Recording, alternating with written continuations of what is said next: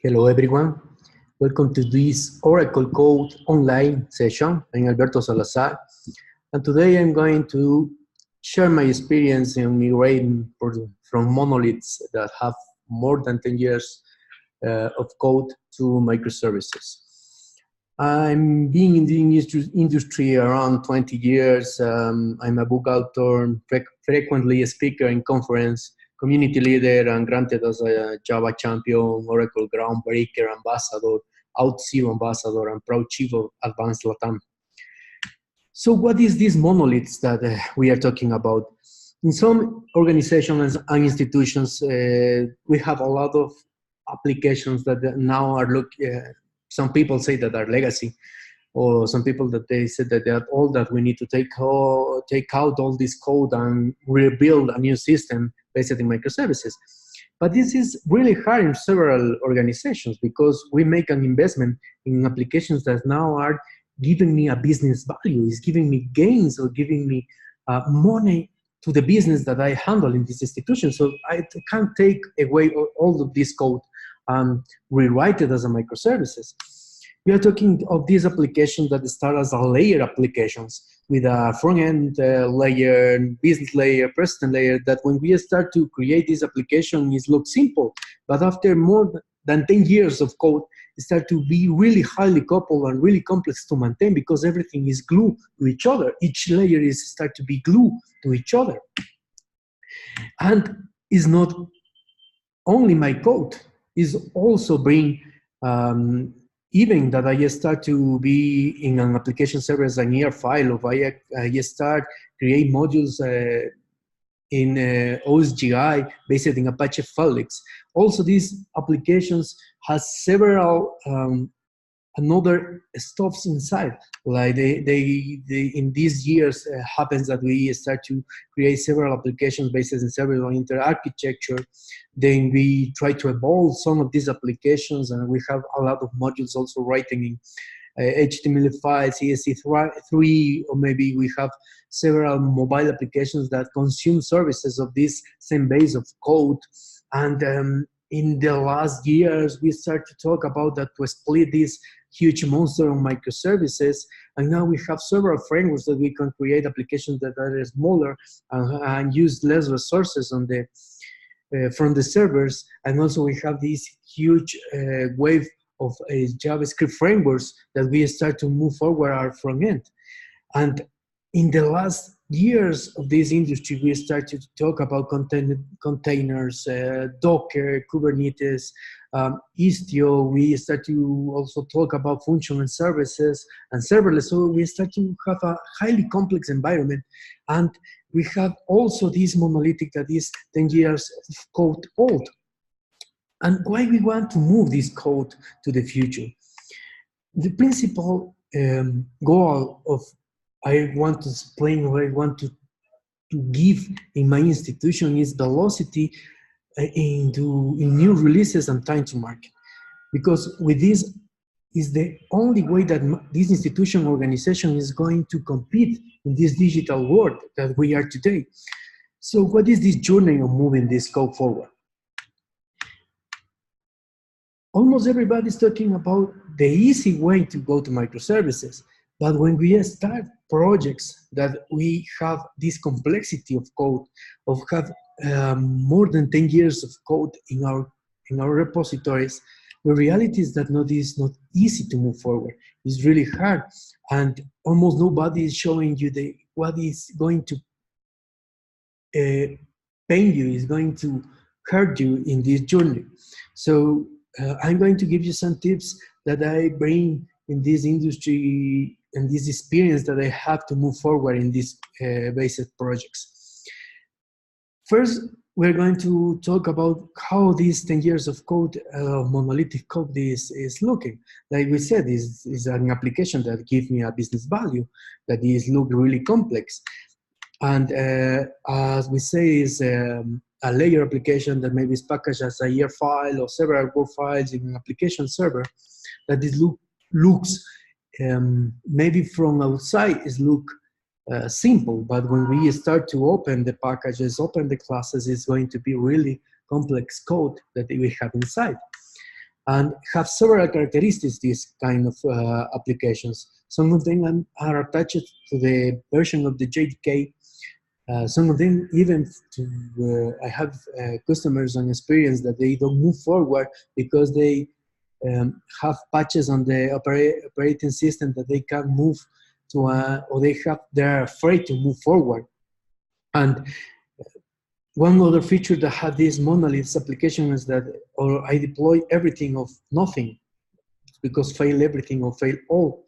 When I have problems, all the application, all institution, all the organization or the business start to have problems and take months or even years to getting in production in new features, new projects, and have a really huge problem with the centralized authority of database administrations, maybe quality assurance, that take too much time to test everything of the system and coordinate releases between these huge monolith applications is really hard.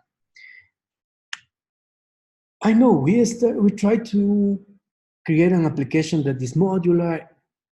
Always we try to split it maybe in package, maybe in jar files, in libraries. But when we start to grow in the team with more years, more developers inside, more business features inside this application, the application is not growing as a simple modular application. And after 10 years, the scope I finished with a huge snowball that is really hard to split it later, or this in the same base of code. So I'm talking about projects that has more than 2 million lines of code, that has around 200 or 300 projects as jar files, Word files, or ER files. That is really hard to move forward. But I can take all this code. Can you imagine that to take 2 million lines of code to the trash? I can do this. I need to reuse as much as possible. I know that maybe I have to rewrite something, but with some code that is working in the business, that is going to make the same calculations, the easy way is to reuse. So what is the challenge? The challenge is to move more than 2 million lines of code that is really highly coupled. Create some microservices is easy and it looks simple at this time, but create a system of 2 million lines of code based in microservices is really hard. And what we want to solve is that mostly of these projects, as I explained before, take 6 or 2 more months to deliver new features. And mostly everything in these kind of projects has an overhead in the budget. And other characteristics or challenge that I have to move forward is that these applications are working on production environments several years. So let's start to try to move forward these kind of applications. So I want to move from this pattern that looks simple, or that is a layer application that is packaged on an ER file, Word file, to a new pattern based in microservices that are going to have several databases, several microservices that is going to be domain-based. And what is these characteristics about microservices that is going to give me if I can win moving this project forward? I want to move to a more agile modules that is going to be deployable and executable independently, that is going to have a small code base, so each module is going to be easier to understand to new developers that are right to the organization, that they have high cohesion, low coupling code, and when it's going to fail isolated, so it's going to fail in parts. My operation is going to continue working on production, and maybe I just going to fail the system in parts. And another good thing about microservices, like this application have a lot of code, and in the organization now we have a lot of developers working on the same code base. As an independent teams, maybe I can move forward trying new technologies in parts. So maybe I can create new modules in Node, in .NET, in a new framework, based in Quark.co now, or based in GraalVM. So polyglot is a plus when I start to split this application that it used to be huge monolith. So we are going to explain a path that we employ in several customers now that is split from end to the backend with the same centralized data. Then we start to secure each API that I have now splitted. I start to use containers, logs, monitoring, and then I try to split the data that is the hardest part of microservices. And during all this time, I have teams working on the front end to evolve this code to a new framework on JavaScript. As I'm explaining, this application is working as a Word file, ER file, packaged in several modules in an application server. Depends on the customer. I have experience that they are using JBoss, WebLogic, or Westfield application server that has several databases behind the systems that they interact or have web services that they connect. Or they have in other institutions one huge ER file that is deploying in one application server that is even harder to split it.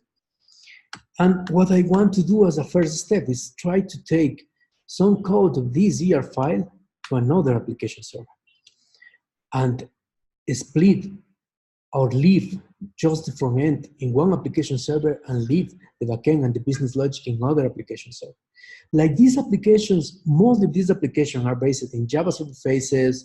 I have the experience that some of them are writing even in struts or Spring MVC. We will try to have a boundary between the business logic and the front-end logic.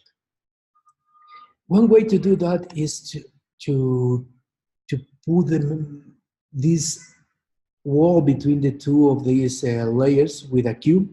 So I will try to split the Java server faces controller code to don't call directly to a facade and try that the facade is going to, that call to the business logic is going to have something in the middle. What is this something in the middle? It's a queue. So I can put a queue in the middle to split these two worlds, the front-end layer and the back-end layer. I can use an implementation of these brokers, even the new ones like Apache Kafka. And I'm going to have something to produce message to the queue and consume message to process the business logic. One way to do this easily is using Apache command.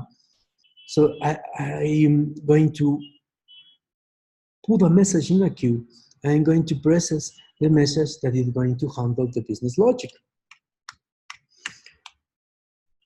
And in the processor, what I have to do is to process the backend method.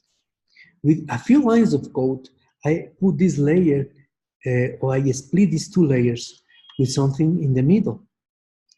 And in this time, what I can win, I put this queue in the middle is because I want to start to split this backend. I don't want to have it in just one application server as just one deploy artifact. I want to, in this step, start to split each of these business application in several business logic that continue working in the same databases, but I have now a boundary of this business domain. What I have to do in this step? I can split the backend and I start to move forward to the future. I start to use the old specification JEE or J2EE and start to use Uber jars using Spring Boot, for example, or Vertex. And I have code that even now run faster than before. And I start also to include a Docker file and I start to deploy this application, this backend, as a containers in a really easy way. But what I have to take care in this time, Like now, all the application is split in parts. All the backend have several JVMs running. I have so to put or to take care in a way to trace the application. So I need to have something to going to collect all the logs from all my backends now. Like in this example, I use Logstash to that, and I index all of these log files in Elasticsearch and have an API ingress that I can later find some errors between them. But what I have to take care, I have to take care about to put a correlation ID between all of these layers, all of this backend, for later I can join these logs with one ID. And also what I use in this time, I use MDC for the enrich the log files. So later, after I have a queue, I split the backend, I want that this queue is going away. And then I going to expose REST services. This step, in some customers, in some cases, it could be, it can be do it without the queue. In some customers, I use the queue to don't borrow too much the code and try to have the same application working faster and scale the backend easier. But if I have the time to directly go to this step, is okay. What I'm going to do is to have a REST API layer of each backend application or each module in my backend. And I'm going to have in the front end server a REST client that's going to consume these messages. Now create a REST API is really easy. I can choose any framework that is in the market or any specification also as a REST RS, or I can take any implementation of microprofile that giving me several new tools to work with microservices too in the Java world. And I can also use Spring Webflux that is going to be on reactive services exposed in my in my layer of the business. And I also can use Vertex to expose the services. That is really easy way to use it. Or the specification of the last enterprise application that I am working on, that in the future is going to be Jakarta E. But what I need to take care in this step, I need to take care about the security. I need to secure each API that is going to expose as REST services with JSON Web Tokens, with an authorization server that could be Auth0, it could be an implementation for yourself, or it could be a key clock server that is going to give me authorization to each request that any client is going to use. And in the front end also, I'm going to use JSON Web Tokens to secure the applications. If the front end is based in Angular, I have here an example that is really easy to use a library, a package of JSON that is going to handle this implementation of JSON Web Tokens. And I can use Outward with the Angular application. And in the last step, like I have now, REST APIs, I changed the front end. I'm going to try to split the database. This is the hardest part of working with microservices because I'm going to lose the two-phase commit in my applications, and I'm going to have eventual consistency of maybe some transactions, and I'm going to need maybe use materialized views, ETL tools later to reports or to join data. And this is going to be the hardest part, moving to microservices. And as I explained before, as the big picture of this application, I move the front end and I have now a new applications with reuse of mostly of the backend code of the business logic of this huge monolithic. But that's not all when I'm talking about microservices. We are going also to need to talk about orchestrate this containers with Kubernetes or Docker Swarm or Mesos. I'm going to also now, everybody's talking also now about service mesh, Istio, and I'm going to need several tools maybe in the cloud to deploy all of these environments. So we're going to recompile this talk in summary and code blueprints that I'm going to show you in some repositories that you can use. What I lose with these microservices, I lose transactions. I'm going to take care about this eventual consistency. I lose a single data repository. I'm going to need better people to solve problems that is going to be really harder than working on monoliths.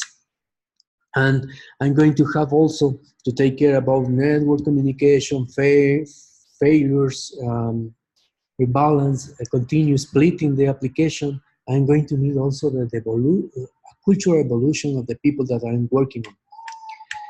So the final recommendation of this talk is, I need to take care of my base code, even if I'm working with monoliths, that is going to be modular. Or even if I work with OSGI, with the Apache Karaf or Apache Felix, or in microservices, I need to design my code good. I will need to continuously refactor my modules to have a good boundary. And what we learn now is that maybe from outside, the application look okay. The monoliths look simple. But if I open this application, it's going to look really complex. And I need to take care about collect logs. In microservices, it's really hard to trace an error. I'm going to need to load balance the requests, monitoring, take care about security.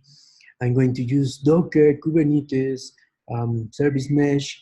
I'm going to need to take care about the continuous integration, continuous deployment culture, process, change my process about how I build all my system. I'm going to need to secure my APIs. And in this evolution, I will try to don't use now these all application services that are really huge. I'm going to try to use a lightweight frameworks as a microprofile and an implementation of a microprofile, or I can use Spring Boot as an example that I'm using now in production. And I need to design my code for failover, load balancing, automatic scaling, data separation, integrity. And I leave you here some guides to move forward. This second repository about the guide of monolithic microservice has several examples of to move forward. One monolith in code with patterns to move forward to using microprofile with several microservices in an easy way. And that's all that I have for today. Thank you for being this talk. If you want any questions about this talk, about the use cases that I have on moving microservices, moving monoliths to microservices, you can follow me on Twitter. My nickname is Beto Salazar. And thank you for this session.